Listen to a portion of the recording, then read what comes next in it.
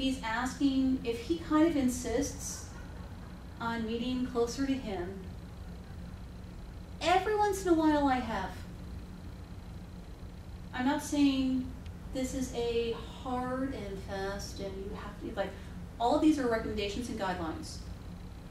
Every once in a while you're going to meet someone where one of the things that happens with some men who are quite wealthy and well off is they often are actually really, really looking for someone who's going to be a life partner.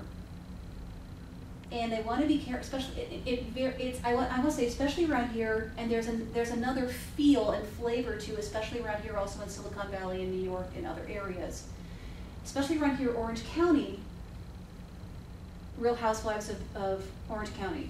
There can be, whereas Real Housewives of LA versus Real Housewives of, like, you know, each of the different areas. Each has, like, there's a moneyed feel, and the men can feel a certain way, and the women can be a certain way. So they all have slightly different variations.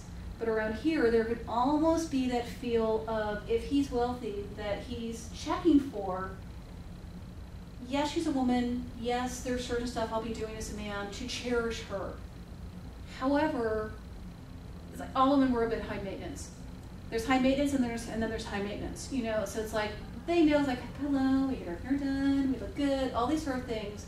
If that's all we're doing, and we're kind of expecting it like a diva, even if he has the resources, he finds it annoying, typically. And so every once in a while, if you perceive anything about, when I dated guys who were venture capitalists, which is probably one of, like, the high risk, high net worth, amazing income kind of guys, they really wanted women who were well educated and interesting. And whatever your field was, didn't necessarily have to be business as well. Interesting. It was almost like, please God, you know, let her be interesting, you know. Can hobbies be enough? Yes. Okay.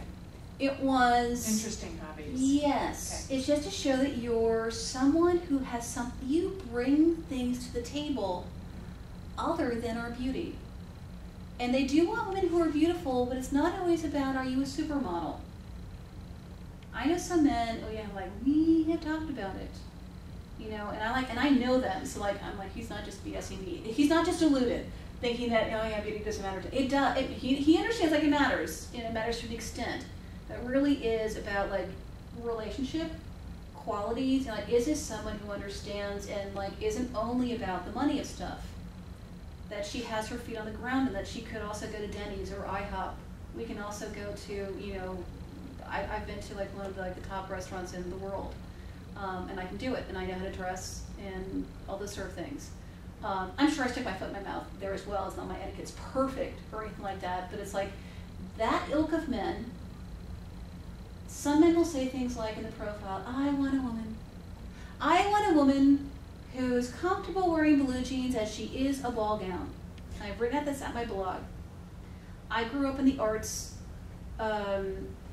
social world, not like New York version of it, where there's, like, there are different echelons. I'm echelon versus, it's like, you grasp the ideas. Actually, ball gowns are actually only for opening night galas sort of events. They are not off the rack. They are in certain venues only. So I ever so gently, like, joked about this with the guys, that, you know, really, you know, ha ha ha, really, is that the life you want to live? And they're, like, laughing, like, no. I was like, no, they don't want to go, you know, or yes, they're willing to, like, once a year, because she really enjoys it. Maybe she really likes the ballet, or she really likes the opera or the symphony or something. Oh yeah, he could do that twice a year. She's gonna have a regular subscription, go with her friends, you know, or an escort or something, and he'll go to the openings and, like, one other thing. Okay.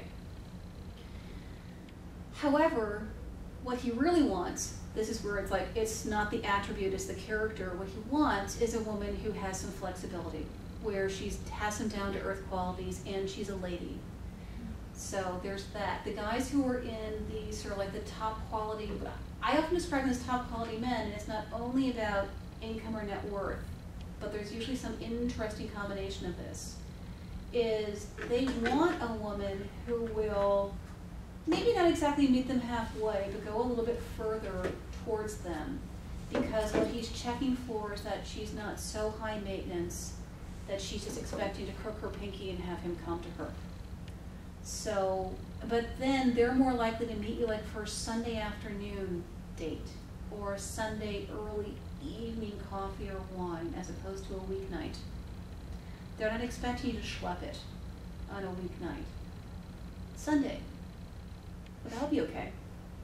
And that can even be you often need to be able to use the word, one of the magic words for influence persuasion is the word because. Well, normally, you know, just for safety, you know, and graciousness, you know, a man usually comes nearer to me. However, because we're meeting on Sunday afternoon, I feel comfortable meeting you.